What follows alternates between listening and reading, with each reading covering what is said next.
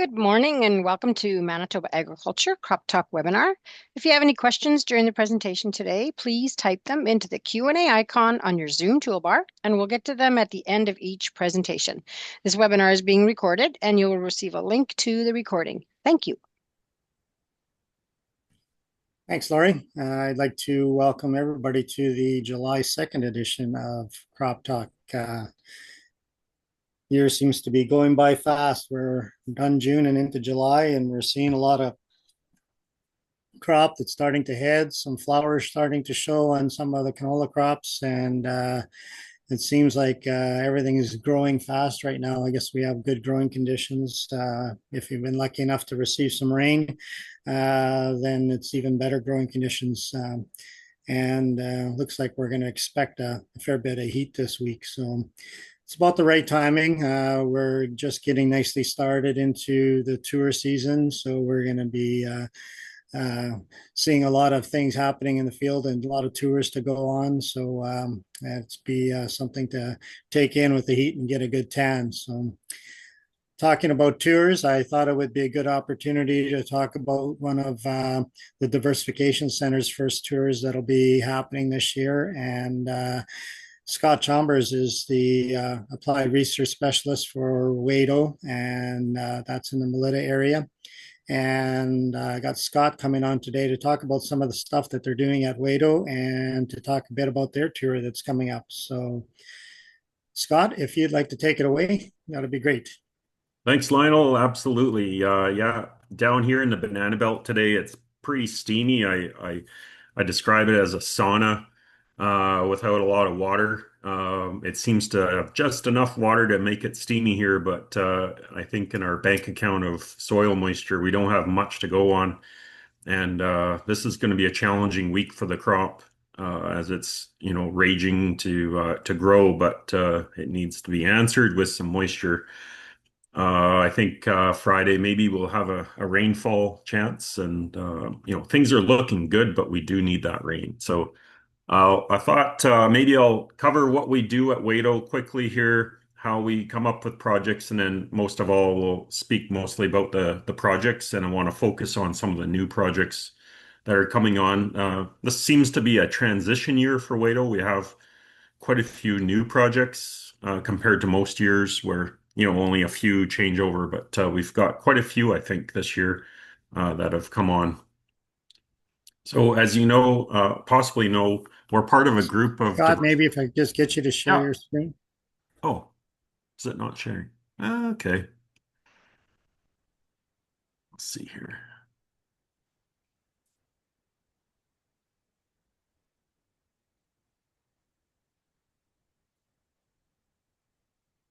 Okay, that's probably right, eh?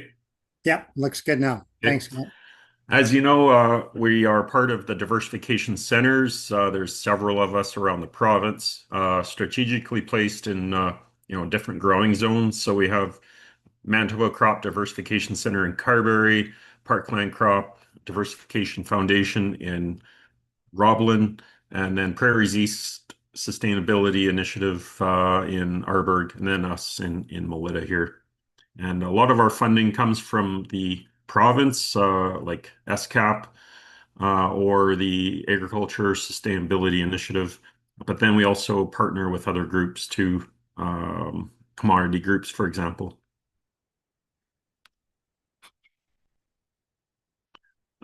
This is kind of where it is located around. Oh, it's jumping away on me here. This is the crop heat unit map of Manitoba. This is like the normal heat unit map. So we're kind of located outside of Winnipeg, but in different ecoregions, I guess. And down here in Melita is probably the warmest. That's why they call us the Banana Belt, but we really don't grow bananas here.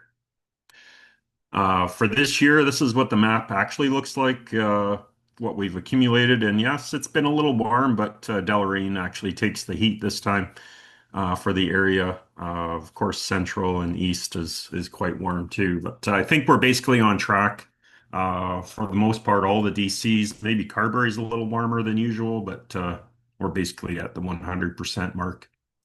For rainfall in the area, We're short in Melita. We're only at 64%. And as I looked last night, we're down to about 61% because time is ticking and we haven't had a rain. So Roblin, not too bad at 88. Arborg is super dry at 24% of normal. And this is since May 1st. And then Carberry at 124%. So they're quite wet. This is the crews that work at each of the sites, and if it wasn't for them, we wouldn't have much to talk about. They're the ones in the field pulling the weeds, marking the dates down on the sheets, and taking the data, doing the hard work. Kudos to them. I have a new staff person I'd like to highlight, Rochelle McCannell, who's actually a local person here. She went and got her soil science degree in a master's program at the U of S. We're lucky to have her, not only because she's local, but having a master's on staff is quite fortunate and plans to stay in the area. That's awesome for WADO. So really looking forward to working with Rochelle. This will be her first year growing season, and she was actually a summer student of WADO back in 2019. So our investments are paying off.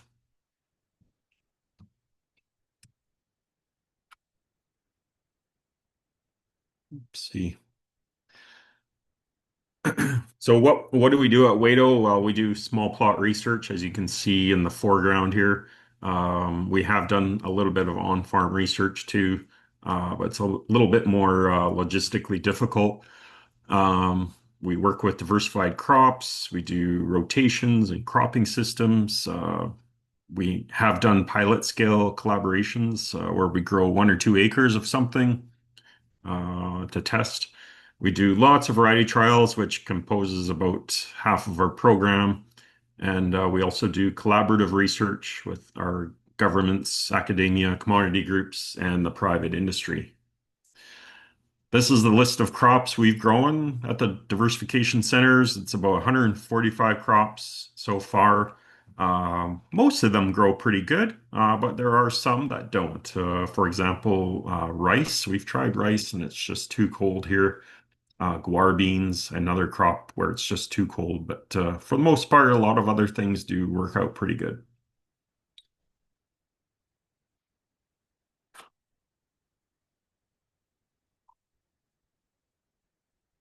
So this slide has to do with basically where the idea starts to do a project. It starts at the top there with the idea, then it kind of trickles down and it goes through basic research, for example, at a university or Ag Canada. Then right in the center there, the applied research box, that's where we're at with the Diversification Center. And then we also do a little bit of extension and technology transfer where we have field days, which I'll highlight later. And then hopefully the producer or the commodity group can take that information and spin it off to the farmers and get it into the land and employ it into the farm so that we can either grow better crops, be more sustainable, whether it's economic, environmental, um, for example, just so that we're furthering ourselves in progress.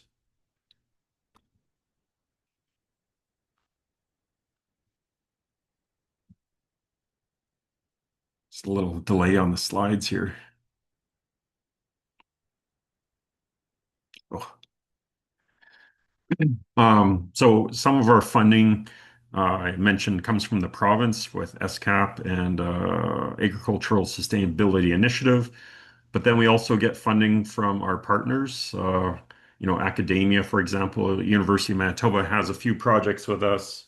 Then we have the industry groups like the Pulse Growers, Manitoba Pulse Growers, or Manitoba Crop Alliance, for example, who have projects with us. And then we may have interdepartmental projects that some of our colleagues have been working on. For example, like the pulse variety trials. Um, that would be a project that we collaborate together on.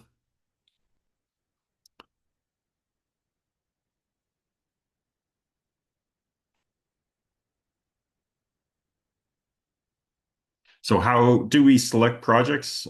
Generally, we are presented projects throughout the year. Any time of the year is a good time to be presented a project, so anybody can come and approach us. But really, in November is when we make our decision with our board of directors and our provincial advisory council. Together, we determine whether the project is valid to do, if we have the resources, does it have strength to do. But really, it's the board of directors from each site that makes the final decision in just before kind of the change of the year. December is when we make that decision, and then hopefully we can start doing protocols, for example, in the spring to employ them into the field. So we may use a call for letters of intent to ask the industry or anybody out there that has a project they'd like to see to apply to us.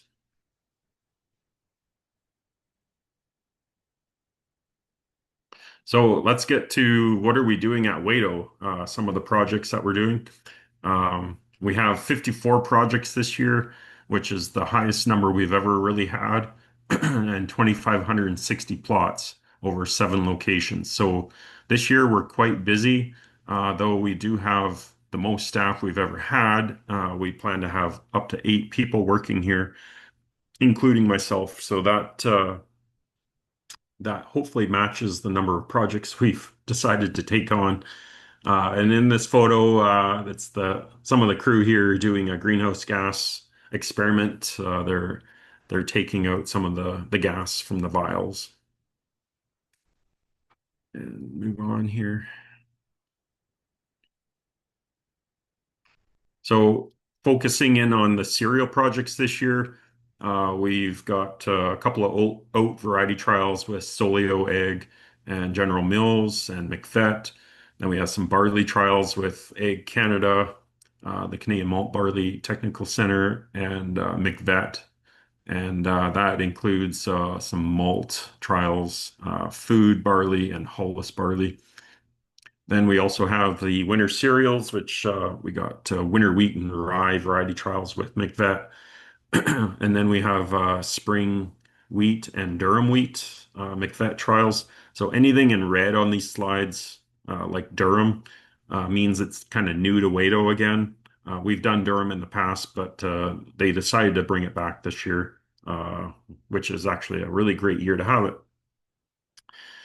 Then we got a winter wheat fertility. It's actually not a fertility project, so that's a typo, but it's a variety trial with seeding rates and a fusarium head blight component involved, and that's with Ducks Unlimited. We've got some winter oats and barley and durum that went in the ground last fall, but they all died from winter kill. They're just too soft to have here, but we did model them to see how they would respond. And then we have a very large ultra early barley project, which is new to us. It's in collaboration with Egg Canada, funded by MCA and the Sask Barley groups. And basically, we had different seeding dates ranging from frost seeding, which went, I think, started in November, and then we went all the way up to the 12-degree mark at different times. And then we had different varieties and seeding rates within that. And so far, the project is almost fully headed out on some of the treatments. And I'm imagining we might be combining some of those before the long weekend comes here in August. And then continuing with cereals, we're on year 3 with a greenhouse gas study in winter wheat using a nitrification inhibitor. And then we also have, I guess, one with flax too, with Mario Tenuta using N-trench. Then so one of the winter wheat greenhouse gas study has various timings of spring and fall applications of nitrogen, various forms using UAN or urea, and then inhibitors like Super U or Agritane are being used. And then we also have a I guess a small fusarium head blight study in winter wheat, spring wheat, barley, and durum underway with the U of M and Manitoba Ag. And then we have our MCVET annual forages.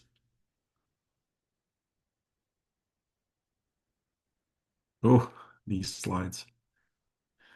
Okay, this is the ultra early barley project picture. As you can see, there's variable stages. The blank plot, there is a few plants coming up, but that was the dormant seeded plot that was seeded in November. Obviously, not the way to go. It turns into a train wreck. But some of those other early seedings were quite bushy. This photo was taken a couple of weeks ago, so everything's basically kind of headed out except for a couple of projects. We have this Ducks Unlimited winter wheat variety and seeding rate trial. It's new to us. We got cold front versus overdrive for varieties at 6 different seeding rates, ranging from 9 to 39 plants per square foot. And then we have a full fusarium head blight kind of assessment running alongside it. Perhaps some of these seeding rates are more susceptible to fusarium head blight.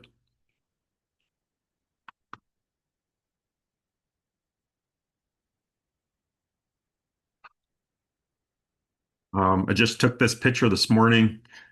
This is the long-term greenhouse gas rotation. So this year it's flax, and you can see the little greenhouse gas boxes that we sample from. So there's different fertility applications here. We got 0 nitrogen and 70% of recommended 90 and 100%, and it has either no inhibitor or has the inhibitor entrench. And this is with Mario Tenuta. So last year we had spring wheat, and it basically showed we had the ability to apply only 70% of recommended nitrogen, but we ended up getting 100% yield. So the inhibitor was working last year, and we'll see how it works in the flax this year.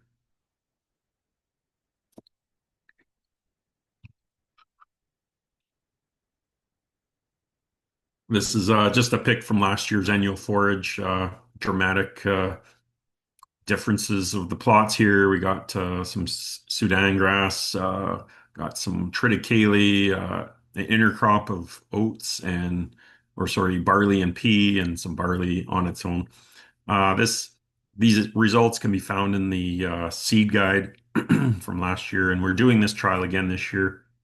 We have a couple of new treatments looking at some intercrops going in there.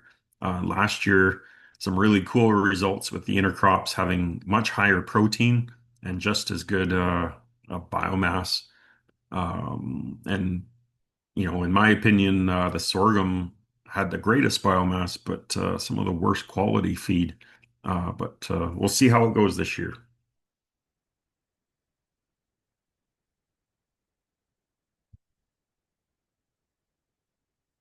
Within the corn, we have a hybrid corn variety trial with Manitoba Crop Alliance, and then a critical weed-free period study, which is new for us, um, looking at the effect of the timing of weed removal in corn. And so you can see the picture there, one of the treatments being really hairy, got lots of weeds in there, and then the one adjacent to it is very clean. And so we're seeing how the effect of weeds on the crop have on yield, for example. And this is with MCA as well, with Loveleen Dillon, the new resident agronomist at the U of M. In oil seeds, again, we have a critical weed-free period in flax with Loveleen. We had some winter camelina with Ken Greer at Western Ag and Professional Agronomy. And that photo is kind of in the bottom right there. Two different winter camelina varieties that are doing very well. I think they're fully potted up now. So it's a nice early winter crop. That's a broadleaf crop, which I think is very good. From what I've seen in the past, it's quite saline tolerant as well, and might compete out some of those kochia patches that have been giving us problems. Then we have the canola variety trials again with Manitoba Canola Growers Association, and tagging along with that are these new bug trap surveys that we're doing with the U of S. Just looking at, I think it's the midge that's coming in on the canola. So we're trying to trap those guys, and then we send those samples every week to the U of S. We have a linseed co-op, which is just a big variety trial of some of the new varieties that are coming for flax with Dr. Benjamin Tarrin at Ag Canada in Saskatoon. We have again the flax seed treatment trial and the sunflower variety trials with MCA. And then we have some brown, yellow, and Juncea or Oriental mustard trials with Dr. Baifeng Chang at Ag Canada in Saskatoon as well, at the Reston and Melita locations.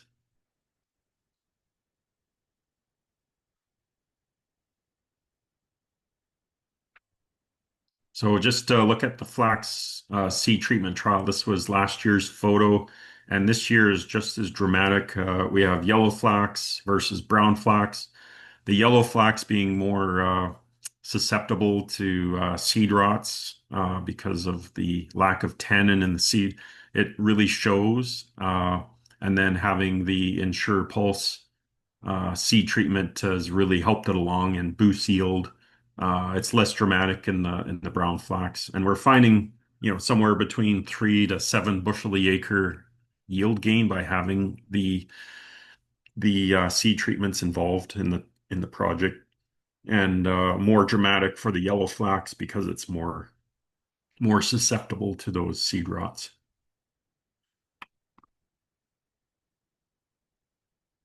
Next slide, hopefully.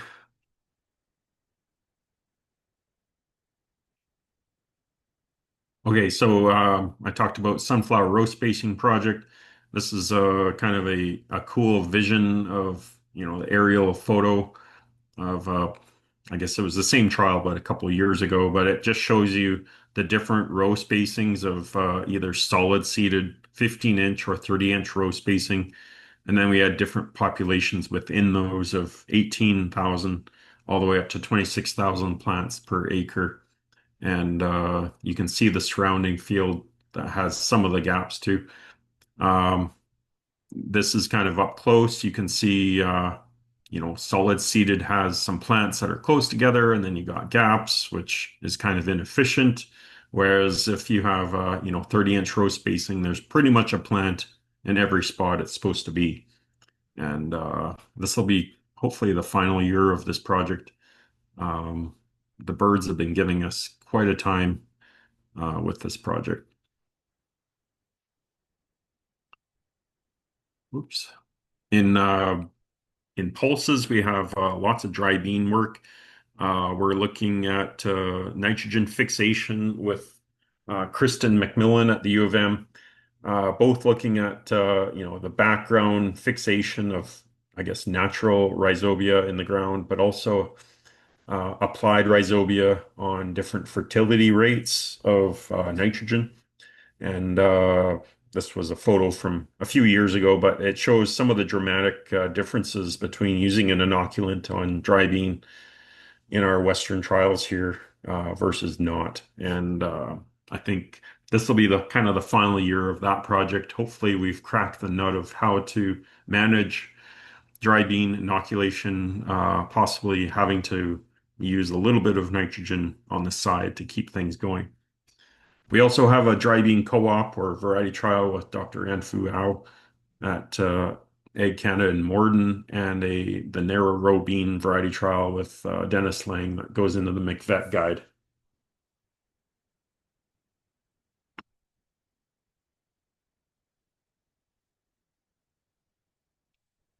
We're once again doing lupins this year. Um, this is with a couple of companies that have interests in growing lupins in Manitoba. Lupin Platform and Elemental Foods are both putting in varieties this year. We got blue lupins, white lupins, and yellow lupins. The yellow ones are kind of more lower growing. They grow from the base, whereas the blue and whites kind of grow more like a pea, uh, where they put the pods up top. Um, so we're just comparing those. We'll look at the protein levels as well to see how they compare against like pea, for example. Other pulses, we have the pea variety trial. Peter Giesbrecht with Pulse Genetics, he has his own breeding co-op that he's been doing with yellow pea. We have another interesting project using copper sulfate or phosphates on pea to see if we can modify or improve on root rots in pea, for example, like Phanomyces or Pythium or Fusarium. And this is work that we're doing with Dr. Jeff Shono at the U of S and some others as well across the prairies here. We tried some winter lentils. That's new to us with Ken Greer, and they failed due to the cold. And we also have this pea weevil seed treatment project that we just started this year, looking at different insecticides to prevent the feeding of the pea weevil and eventual, I guess, laying of eggs into the nodules. And next slide here. Okay. Whoops. This is the winter lentil. I just took a picture last fall, but they just didn't make it this spring. They all died. And even our winter wheat here, you can see the temperature model on the right. For winter wheat, Emerson was getting a few winter kill days. Our winter wheat didn't look great coming out of spring. I think it was pretty cold. And if winter wheat's having a tough time, I don't think the lentils are going to make it. So just thought I'd throw that in there. We've got lots of soybean projects. We have our big herbicide tolerant soybean variety trial, and then we have our first year entries as well. Looking at those, and those will be in the McVet seed guide. We have our conventional variety trial, which is McVet, and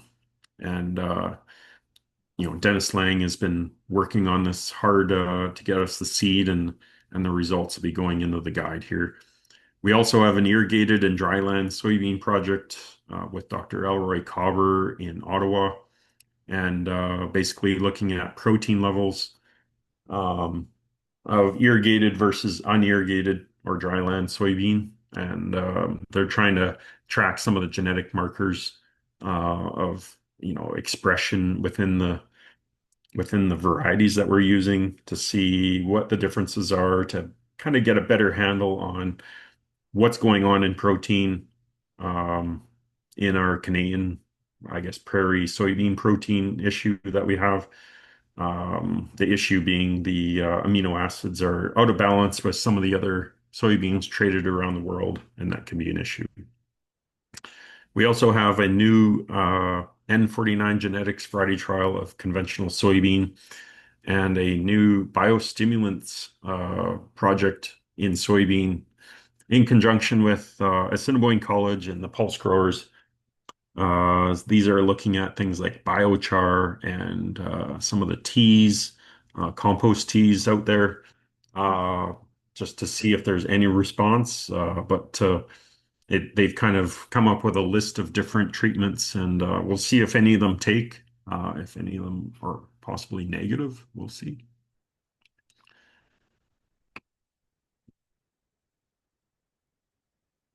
Oops. Oh, these slides. We do have an orchard in town here at Melita. It's been established since 2011, growing cherries, haskaps, and saskatoons, and it's quite far along. It's been producing for several years now. We have a new uh, hybrid industrial hemp project. So we have hybrid hemp compared to conventional hemp, but then we have a nitrogen and seeding rate study alongside that. So we're trying to understand the dynamics of I guess hybrid hemp has fewer male plants, so that means there's more space for the females to grow. And if that's the case, then they're the ones that are, growing the grain. Um, Possibly we need to use higher nitrogen rates to match that. So that's what we're trying to understand. What is the magic seeding rate and what's the magic nitrogen rate for this hybrid hemp? And how does that compare to conventional hemp? So we're working with Jeff Koscheck with Verve Seeds on that one. Then we also have a unique project. We're looking at the microbes in soil under different rotations. So we're basically sampling soil under different plots that will be sampled again for the next 3 years. And this is all part of the benefit project, which Dr. Matt Backer at the U of M is part of, and we're part of. And they're trying to understand what bugs are growing underground and you know what does that mean in the kind of the macro sense of agroecology, I guess. So just kind of wrapping up here, we do have quite a few extension plans for this, I guess, fiscal year 25, 26. We've been already at quite a few school events. We like to get in at the schools locally here and talk about what we do at WADO, try and spur some interest in the kids in agriculture. Of course, Crop Talk today. But then in a couple of weeks, we have our field tour, July 17th. We are bringing back the buses that will give people rides out to the plots. And if you are interested, please reserve your spot by giving me a call. Starts at the River Park, which is just east of the Banana at 9:15. That's registration. And the bus leaves sharp at 10 o'clock. So if you want to ride on the bus, make sure you're before 10 o'clock.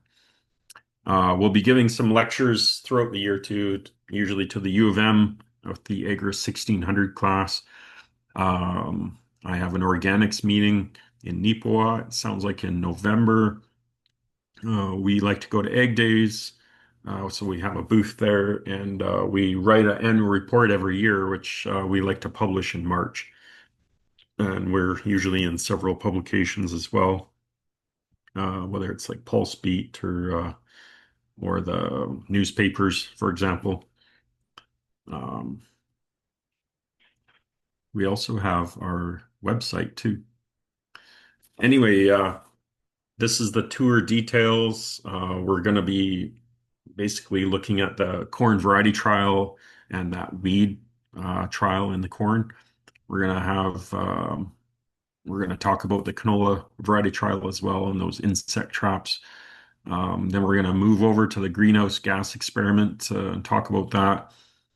Look at the pea weevil seed treatment project. Then Wendy McDonald's going to do a pulse update in general. This is to do with dry beans. And then we have Kristen McMillan talking about her dry bean inoculant study in its final year here. Jeff Koscheck will be talking about hybrid hemp. And then Assiniboine College will be talking about their biostimulant project in soybean. So if you wanted to come to the tour, that would be great. We got lots of spots on the bus, but they are limited. So you get your name in there and just give me a call. My number's right there, 522-5415, or email works too. And that's my final contact card and slide for the presentation. And thanks for listening. If there's any questions, now is the time. Okay, Scott. Yeah, good presentation and spurred on a few questions here. So we'll just get started with them. My question is partially answered, but with so many different crops, where do new crops come from and how do you decide which ones to grow? Right. So we've had lots of new crops come and go. Lots of, I guess, trials. I guess we try some of these new crops like the guar bean or the rice that have come through. And the only reason we try it is because either somebody's got the seed and it's so interesting we cannot not try it. or there's some sort of industrial motivation where a company from abroad has come to possibly look at Manitoba as a location to set up shop. So, for example, the lupins are relatively new to us.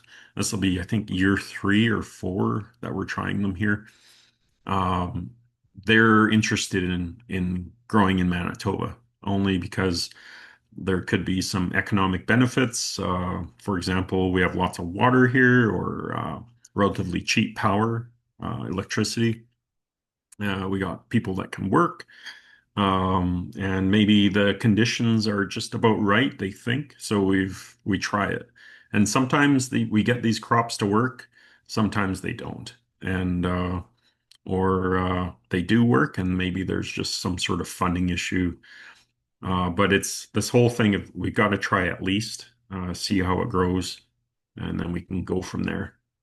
And you know, we try to do diversification at the sites here. That is one of our priorities of the board. And this all stems from, years ago when times get tough with some of our mainstream commodities, whether it's price or disease or something, or it could be climatic. We've got to find new options in order to kind of balance the risk so we don't put all our eggs in one basket. Okay, good, Scott. Yeah, that's always good to have the new varieties and new things being tried, anyways. Uh, Going back to your durum, the question is, are there new varieties? Because when we had durum in Manitoba before, we had very poor disease for fusarium, I guess is probably what they're talking about. That's correct. So back in the late 80s, when we are transitioning out of tillage to no-till, or kind of the mid 80s was a great time to grow durum because not only did tillage make it dry, it took care of the fusarium, which made it perfect conditions for durum if you got the rain. So, but then once moved into no-till, we've got a lot of cycling of fusarium, and all of a sudden, what we used to call tombstone, I believe it was, in the early 90s, really turned out to be just fusarium head blight. And we kind of give up on durum because, yes, you're right, it was terrible to grow. It was very if there was fusarium, it would catch the cold pretty hard, and we found it was just more profitable to grow spring wheat. But yeah, there is some progress, I guess, with the durum varieties that are new now. Still, nothing is resistant to fusarium, but I think maybe we have an MR, a moderately resistant type variety.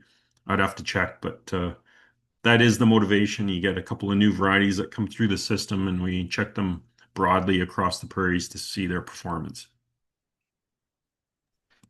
Okay, and this, I guess, a question regarding the winter barley and oats that you're planting. Um, the question is, what is the earliest the variety is supposed to be harvested? Or I guess the question is Mhm. probably, is it that much earlier than spring seeded? At this point, I think it is earlier, the winter barley or the ultra early barley, I guess. Both of them were quite early. We tried a winter barley variety a couple of years ago, and it did vernalize, which produced a head, and the head was, quite a bit earlier than the spring seeded type. And then with this ultra early barley, where we're seeding basically, frost or just coming out of freezing, these are already headed out now and probably are 2 weeks ahead of spring seeded barley. That would be, normally seeded May 1st or something like that.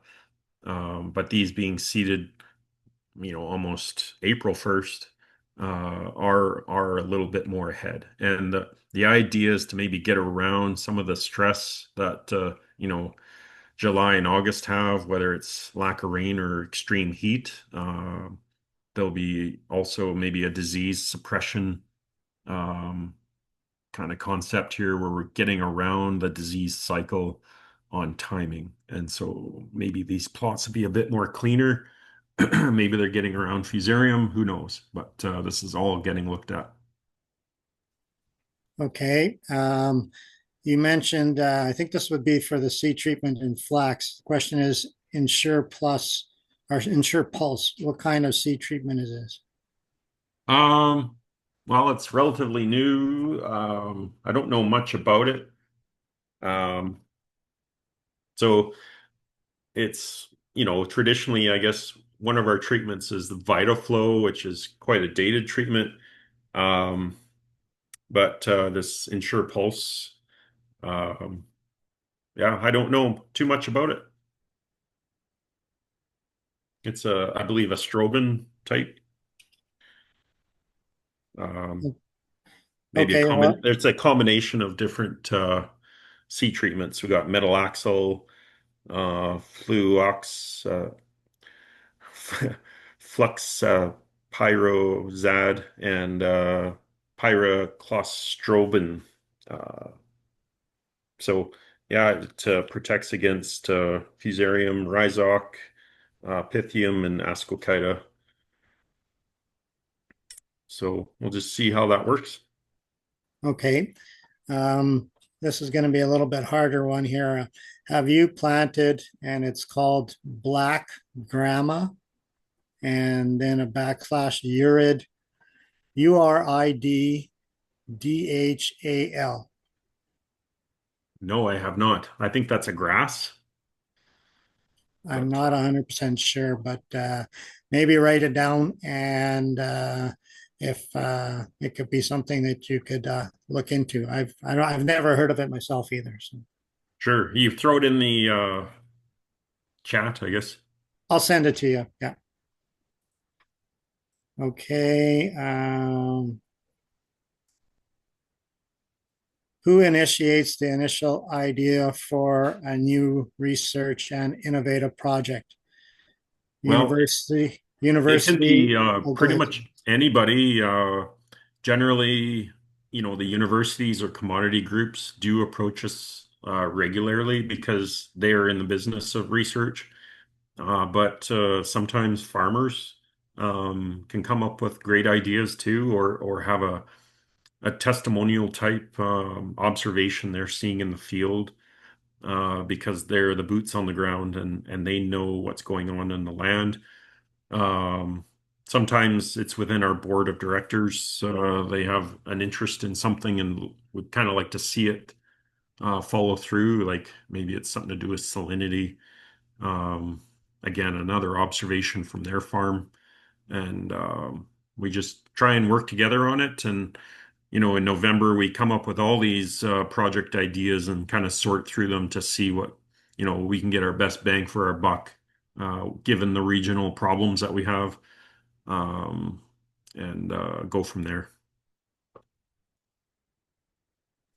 Okay, and I guess second part is there or do you have a regular meeting or anything similar to that to discuss the direction of research? Yes, absolutely. Every year, we kind of, I guess, re-look at everything, um, usually in November, and then we try and do another meeting in kind of end of March and April. But we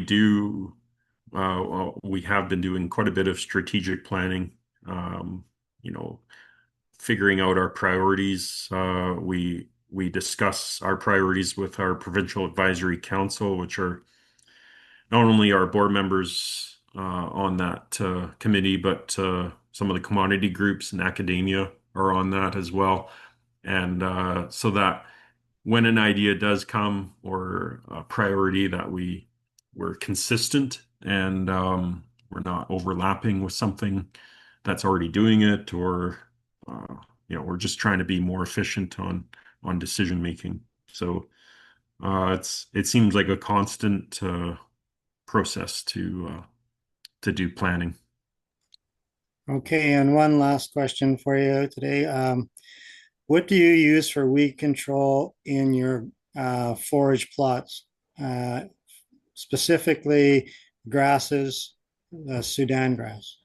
Yeah, so I think Basagran is registered. Um, I only like to use, well, and that's not really meant for grasses. There is no, um, to my best of my knowledge right now, there is no real great grassy herbicide for Sudan. I think there's a little bit of benefit to using, I'm trying to think of the corn herbicide. Starts with an A. Um, but Basagran is for the broadleaf within Sudan, and it can injure the Sudan grass. So I don't like to use that unless I really have a big problem. Um, but that other corn herbicide, I just can't think of it at the moment. But it could have some activity against grasses. I think Kim is on. Maybe she might have an idea.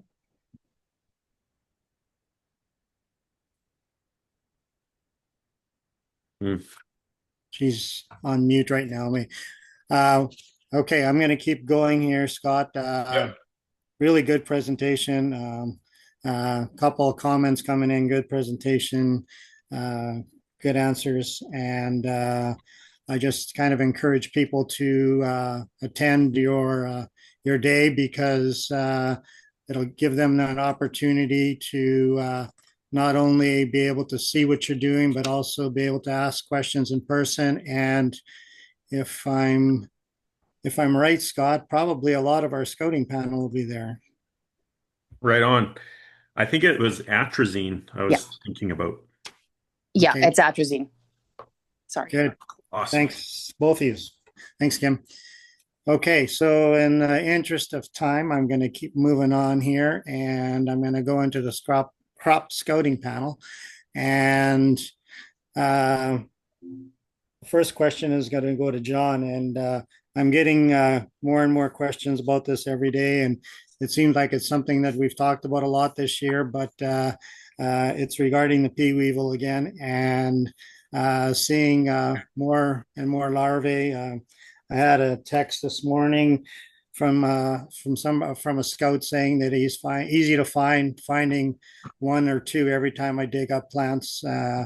Wanting to know the life cycle, or I guess how long is the feeding going to take place. So John, if you could take her away. Sure. And just one clarification here. A couple of times today I've heard the word pea weevil, and there is such a creature as a pea weevil, but we don't have it in Manitoba. They feed on the seeds of the plant, but they're not in Manitoba, so it's nothing we have to worry about. We do have pea leaf weevil, so just not to mistake the two, because they are very different creatures with very different ways of feeding. So the pea leaf weevil, earlier on we were seeing a lot of the notching in the plants from the adults. Now there's larvae in the soil. So with their life cycle, the adults overwinter. They're out when the plants are mainly seedlings, doing their little notches and laying the eggs. Usually by about late June, early July, you start to have a more massive die-off of the adults. There might still be the odd one around, certainly not the numbers you would have seen a few weeks ago, but those will die off soon too. Right now, we're into mainly the larval stage. After they lay the eggs, it takes about 14 days for the eggs to hatch. Then they have a fairly extensive larval stage. They go through 5 different stages or instars, which will take anywhere from about 30 to 60 days, depending on the weather, soil temperatures, and other conditions.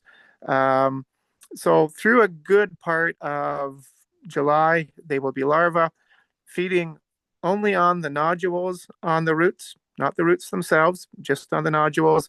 1 or 2 per plant probably isn't a big deal. Several per plant, depending on the fertility of your soil, could be a big deal, because again, you're not losing roots, you're losing nodules on roots. And if there's already good nitrogen fertility in the field. You probably won't really notice anything. If you were relying on the peas to fix much of your nitrogen, and those nodules disappear in big enough numbers, that's when there's issues with them.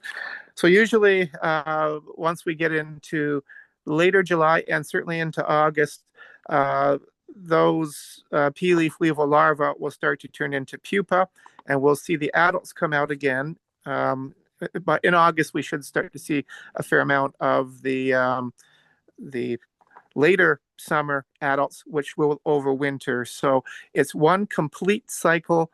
But just like with the flea beetles, you see the adults twice, early on and late summer. And again, right now, early July, we will be into the larval feeding stages. Okay, and one comment that I got was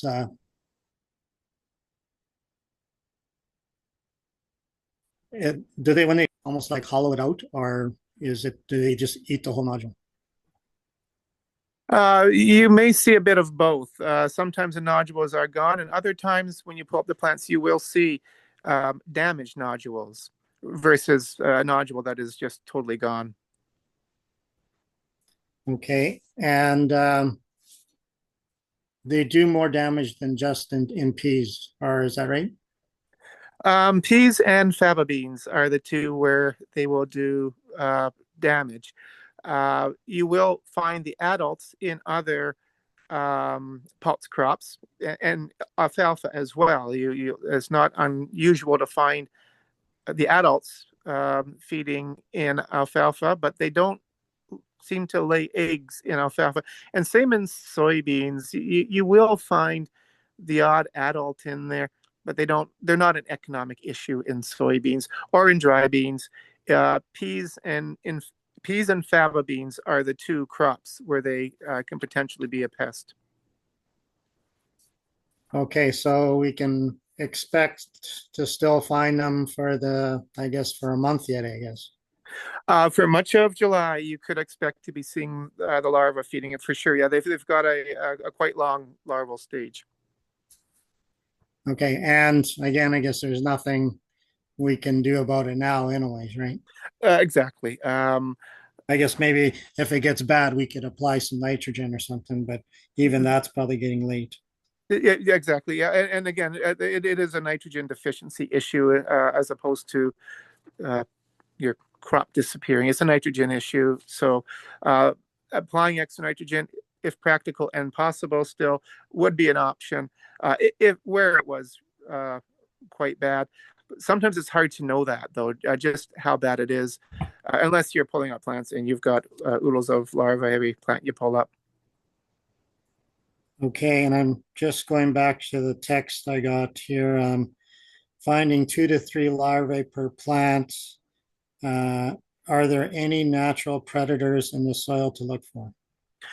Yeah, a couple things that like feeding on pea leaf weevil are there's a group of really tiny beetles called rove beetles, and some of them are actually pretty neat little feeding machines, and they will feed on the eggs and larvae, and also ground beetles. There's several species of ground beetles that live in the ground, and we'll be hopefully finding some of the larvae and feeding on them.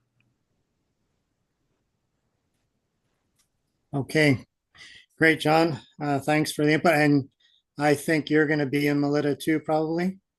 I'm not in Melita. I'm at the crop diagnostic school this week and next week, but I'm not in Melita. Not on the 17th? No. No, okay, good.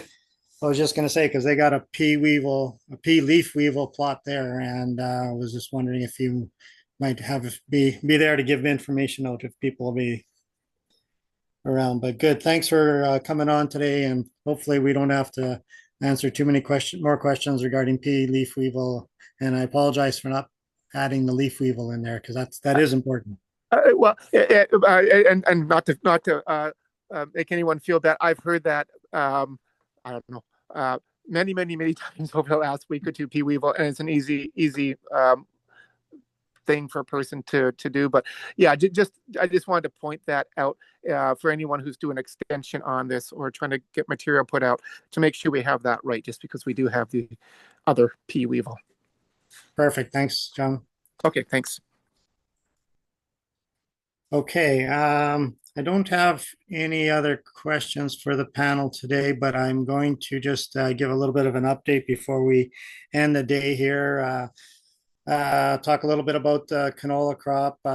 There's a wide range of growth stages, and we've talked about this in previous crop talks. Early seeded canola in some areas is actually getting into full flower. Seen some planes in the air the other day here, so some fields, whether they be our cereal crops or some of our early seeded canola crops, might be getting sprayed for disease already. Oh, just to go back last week, I put up a picture of mustard, and Sonia did get back to me. She wasn't able to be on last week, but there's about 4,000 insured acres of mustard in the province last year, and most of it is kind of concentrated in the RMs of Southwest and the Northwest here. So we do have some mustard being grown.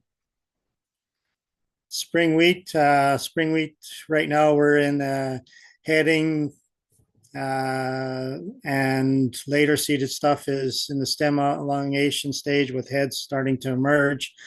A lot of cereals being sprayed this past week and probably this week as well. We've been getting some rains. The weather conditions are fairly good for humidity, and so I think a lot of producers are taking advantage. Making sure that they do everything they can for the wheat crop as it's right now is still looking okay. I agree with Scott's comments at the beginning that if we do get some high heat this week and don't get any precipitation, we can start seeing some crops maybe start to fall backwards here. But when you look at the overall rating for the crop in Manitoba, we're anywhere from 5 to 60% in excellent condition and 30 to 85% in good condition. So basically the crop is in good to good plus condition right now. So I think producers are trying to make sure they do everything they can to get the maximum yields there. Field peas started flowering in most areas, and most advanced fields producers are spraying fungicides on them already. You can see lots of flowers starting to show up in fields now. And when you look at our soybean crop, we're in the early seeded crops are in the R1 to R2 stage. We're just to the point where we're starting to see some flowers show up. Later seeded crops are in that V3 to V5 stage. And again, it's a crop that seems to be doing okay so far. I think drink of water, if it gets as hot as it says it's going to get over this week, is going to help out. Crop Diagnostic School wanted to give a heads up to everybody. Tomorrow's the first day. If you are looking to go and still haven't registered, there is the email address to send in your the following information, and then they will get back to you as to what days are still available. The days available are tomorrow's the 3rd, 8th, 9th, and 10th. And for the producer day, that's on the 4th. So that'll be on Friday, this coming up Friday. And so if you're a producer and interested in going, your fee to go is free. It's picked up by your farm groups. And if you're not a member or if you don't pay into those associations, it'll cost you $75. Wanted to put up the diagnostics or diversification centers days for their tours. We already talked about WADO today. July 30th is PSAs. August 5th is PCDF, and August 6th is MCDC. So I hope to have each of these on before their tour days, the specialists on before the tour days to give you a heads up as to what's going on. There's the contact information for each of the centers.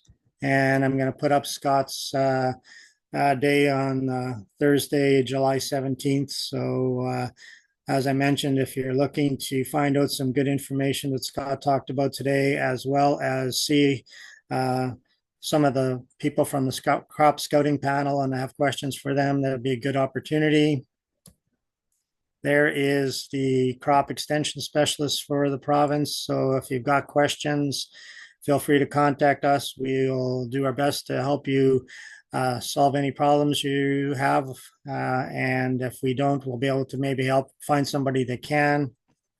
Our livestock people, hay crops are starting to go up. Silage crops are starting to go up. If you've got questions regarding feed testing, when you should be doing it, how you should be doing it, contact any one of these people and they will give you that information. Water quality, that's something to be watching for as we get into some of the drier conditions. Some of the pastures are running low on water. So make sure that you're talking to them about water quality as well.